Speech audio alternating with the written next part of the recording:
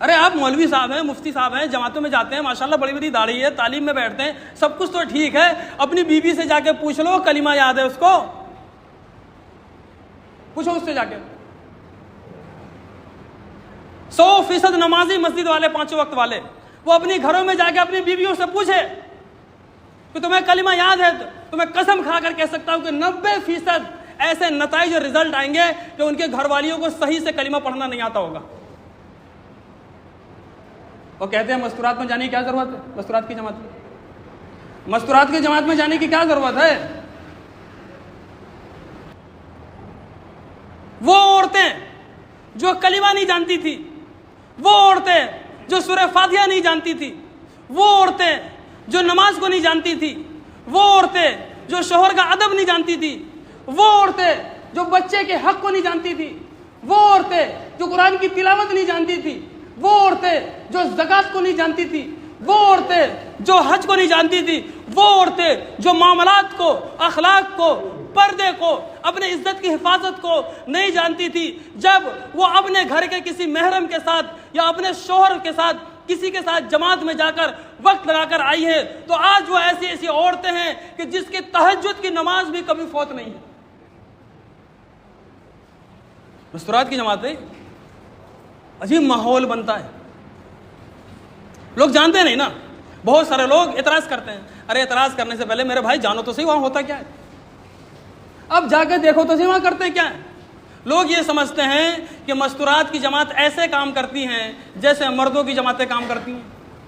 लोग ये समझते हैं जिस तरीके से मर्द गश्तों में जाते हैं औरतें भी जाती होंगी, जिस तरीके से मर्द खुसूसी मुलाकातों में जाते हैं औरतें भी जाती होंगी, जिस तरीके से मर्द तालीम में बैठकर और तालीमी गश्त में जाते हैं औरतें भी बुला बुला के लाती होंगी। अरे मेरे भाई ऐसा नहीं है, औरतें तो मस्जिद में भी नहीं ठहरती, पूरे पर्दे के साथ, हाथ में मोजा, पैर में मोजा, आंख पे पर्दा, पूरे पर्दे के साथ, अपने महरम के साथ सफर करना पूरी दुनिया में कहीं भी जायज है एक औरत का। तो वो सफर करती है पूरे पर्दे के अंदर, पूरे एहतियात के अंदर। एक घर में जाके 5-6 ये जोड़े होते हैं, 5-6 मर्द ठहरते हैं मस्जिद में, औरतें ठहरती हैं किसी घर में। वो घर पूरी तरह महफूज और मामून घर हुआ करता है, उस घर में वो ठहरती हैं। और उस घर में जो मर्द पहले से रहते थे, या तो कई सारे कमरे ऊपर नीचे तो वहां ठहरते हैं, या उनसे कहा जाता है जा बाहर निकल, जाओ बाहर कहीं रहना, मस्जिद में सो लेना, मदरसे में सो लेना, दोस्त यार क्या सो लेना, अब तुम्हारी घर में जगह नहीं जितने दिन जमात ठहरेगी। इतनी हिफाजत होती है वहां कि जितने पर्दे में जमातों में जाया जाता है मस्तूरात की और जो औरतें वहां रहती है, उतने पर्दे में तो कभी आपके घर में आज तक नहीं रही। घर में जाके दीन सिखाता नहीं और जमात में जाने देता नहीं। पूरा मतलब पूरी प्लानिंग हो चुकी है कि एक औरत को जहन्नम में हर हाल में फेंक देंगे। भाई ये कौन सी मोहब्बत है मर्दों की औरतों से, कौन सी मोहब्बत है ये।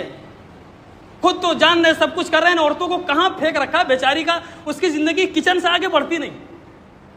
सुबह उठेगी, नाश्ता बनाने लग जाएगी, 10 बजेंगे कपड़े धोएगी, 12 बजेंगे खाना बनाने लग जाएगी, फिर वो दोपहर में थोड़ा अगर कमर सीधी कर ली तो बच्चे पे सोने नहीं देते, फिर रात होगी, रात में खाना बनाएगी, खाने में नमक ज्यादा तो शोहर गालियां देगा, मिर्च ज्यादा तो शोहर गाली देगा।